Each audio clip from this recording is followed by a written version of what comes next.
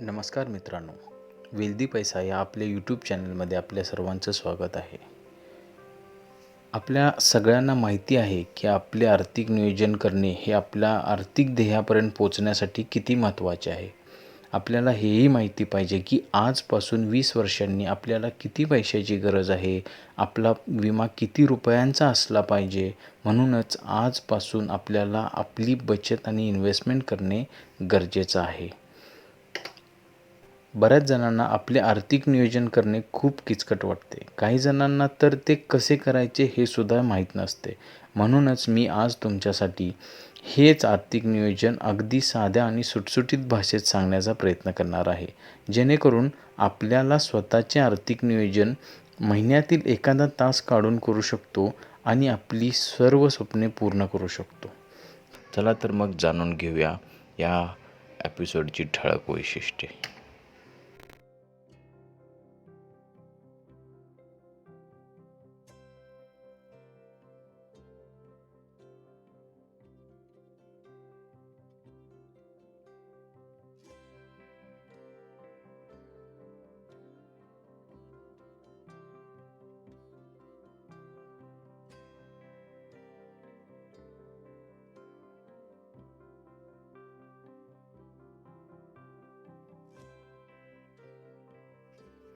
आर्थिक ध्येय म्हणजेच फायनान्शियल गोल.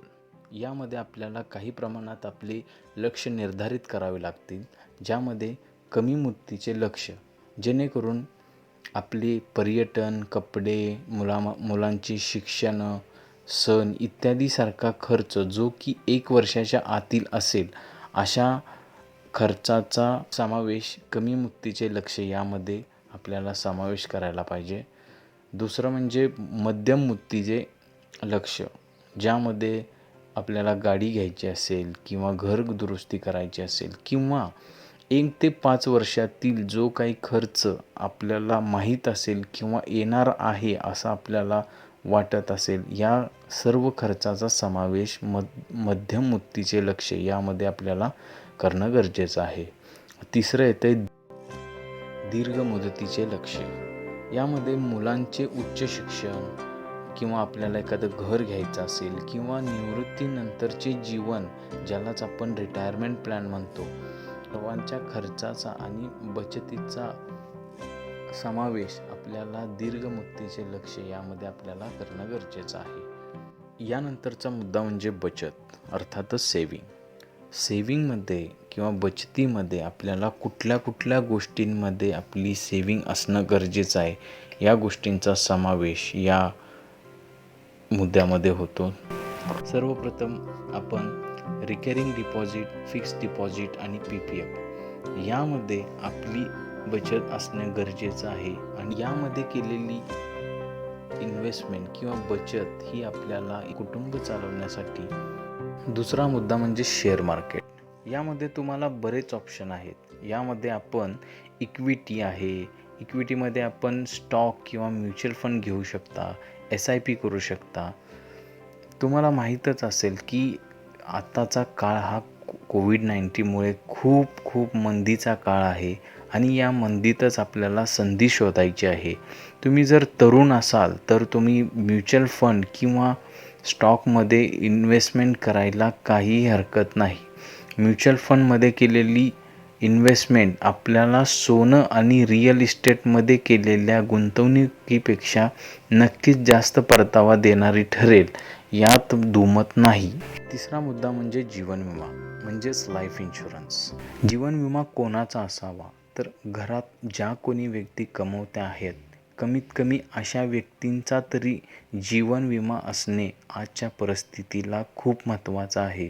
एखादी व्यक्ती घरात कमवती नसेल तर तिचा जीवन विमा असलाच पाहिजे असं मी म्हणणार नाही, पण ज्या व्यक्ती कमवत आहेत त्यांचा तरी नक्कीच जीवन विमा असणे गरजेचं आहे. जीवन विमा किती असावा, तर तुमचा जो काही वर्षाचा इन्कम आहे त्याच्या 20 पट हा तुमचा सम ॲश्युअर्ड असणं गरजेचं आहे.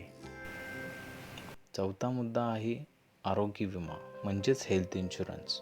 घरामध्ये सर्वांसाठीच हा विमा असणं गरजेचं आहे. असं समजून चला की प्रत्येकासाठी कमीत कमी 1,00,000 रुपये किंवा सर्वांसाठी मिळून कमीत कमी 5,00,000 रुपयांचा तरी हेल्थ इन्शुरन्स असणं गरजेचं आहे. यानंतरचा मुद्दा आहे रिअल इस्टेट. तसं म्हणायला गेलं तर आपल्या भारतीय लोकांचा सर्वात आवडता इन्व्हेस्टमेंट ऑप्शन. पण रिअल इस्टेट जेवढा आपल्याला चांगला प्लॅन वाटतोय तेवढा प्रॅक्टिकली चांगला नाही असं मला वाटतं. कारण जे रिटर्न्स आपल्याला शेअर मार्केट आणि म्युच्युअल फंडमधून येतात तेवढे रिटर्न आपल्याला रिअल इस्टेटमधून येताना पाहायला मिळत नाहीत. पण या ऑप्शनमध्ये आपण एक तरी घर नक्की घेऊ शकतो जे की आपल्याला स्वतःला राहायला असेल आणि ते बऱ्याच प्रमाणात आपल्याला सरकारी योजनांमधून फायदा मिळवून देऊ शकतं. यानंतरचा मुद्दा आहे गोल्ड. प्रत्येकाने सोन्यात गुंतवणूक केलीच पाहिजे, पण याचा अर्थ असा होत नाही की आपल्याला ज्वेलरी घ्यायची आहे. कारण ज्वेलरीमध्ये मेकिंग चार्जेस हे वेगळे असतात.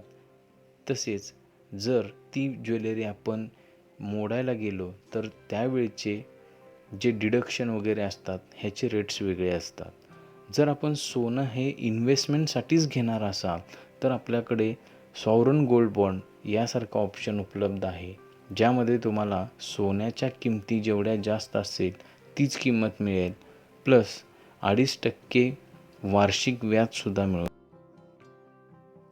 यानंतरचा महत्त्वाचा मुद्दा म्हणजे अत्यावश्यक बचत म्हणजेच इमर्जन्सी फंड. इमर्जन्सी फंड याचे महत्त्व खूप आहे. कारण समजा आपण जॉब करत असाल किंवा व्यवसाय करत असाल, अचानक आपला जॉब गेला किंवा आपल्याला व्यवसायात तोटा झाला किंवा आपण जॉब चेंज करत असाल किंवा आपण व्यवसाय बदलत असाल तर येणारे 6 महिने हे आपल्यासाठी खूप अतितटीचे असू शकतात. म्हणूनच इमर्जन्सी फंडमध्ये आपल्या कुटुंबाचा पुढील 6 महिन्याचा खर्च किती आहे एवढा इमर्जन्सी फंड आपल्याकडे असणे गरजेचं आहे. त्याचप्रमाणे आपल्या घरात एखादा हॉस्पिटलचा खर्च अचानक उद्भवू शकतो, त्यामुळे तो सुद्धा खर्च आपल्या इमर्जन्सी फंडमध्ये असणं गरजेचं आहे. विविध उत्पन्नाचे स्रोत यामध्ये आपण जर जॉब करत असाल किंवा आपला व्यवसाय असेल तर त्याच्या जोडीलाच आपल्याकडे काहीतरी साईड बिझनेस असणं गरजेचं आहे. आता ह्या साईड बिझनेसमधून येणारा जो इन्कम आहे हा तुमच्या अधिकच्या गरजा पूर्ण करण्यासाठी तुम्ही उपयोगात आणू शकता. यामध्ये आपण काही ऑनलाईन बिझनेस करू शकतो, जे की घरच्या घरी आपण करू शकतो. नेटवर्क मार्केटिंग असेल किंवा मल्टी लेवल नेटवर्किंग असेल किंवा डायरेक्ट सेलिंग असेल किंवा ॲफिलिएट मार्केटिंग असेल, यासारख्या सोर्सेसमधून आपण चांगल्या प्रकारे उत्पन्न कमवू शकतो. याबद्दल जर अधिक माहिती पाहिजे असेल तर मला कमेंट बॉक्समध्ये नक्की सांगा. मी याच्यावर एक नवीन व्हिडिओ तयार करेन. यानंतरचा सर्वात महत्त्वाचा भाग म्हणजे काही महत्त्वाच्या टिप्स मी तुम्हाला आता देणार आहे. जसं की समजून चला की आपलं उत्पन्न हे 100% आहे, त्यामधील 30% भाग हा आपल्याला घर खर्चासाठी वापरायचा आहे. त्यानंतरचा उर्वरित 30% भाग हा आपल्याला आपले कर्ज किंवा EMI किंवा देणी देण्यासाठी आपल्याला त्याचा उपयोग करायचा आहे. राहिलेल्या 30%मध्ये आपल्याला भविष्य नियोजनाची तरतूद करून ठेवायला हवी आणि राहिलेल्या 10%मध्ये फक्त आपल्याला मनोरंजन यासाठी आपल्याला खर्च करावा लागणार आहे. प्रत्येकाला आयुष्यात कर्ज हे काढावंच लागतं, परंतु माझं म्हणणं असं आहे की 35 ते 40 वर्षापर्यंतच आपण कर्ज काढावं. यानंतरचा मुद्दा आहे मर्यादित बँक खाती. म्हणजेच घरातील प्रत्येकाचे भरमसाठ बँकेत खाती असण्यापेक्षा काही मोजक्याच विश्वासू बँकेत खाती असावी ज्यामध्ये परतावा जास्त असेल. मागे उल्लेख केल्याप्रमाणे घरातील कमवत्या व्यक्तीचा किमान एक तरी टर्म प्लॅन नक्की असावा आणि त्याचप्रमाणे संपूर्ण कुटुंबाचा एक तरी हेल्थ इन्शुरन्स असणे हे आजच्या काळाची गरज आहे. हा जर व्हिडिओ तुम्हाला आवडला असेल तर नक्कीच लाईक करा आणि सबस्क्राईब करा, जेणेकरून इथून पुढची नवनवीन माहितीसुद्धा तुम्हाला वेळोवेळी अपडेट होत राहील. आणि व्हिडिओ कसा वाटला किंवा माहिती कशी वाटली हे मला कमेंटमध्ये नक्की सांगा. धन्यवाद.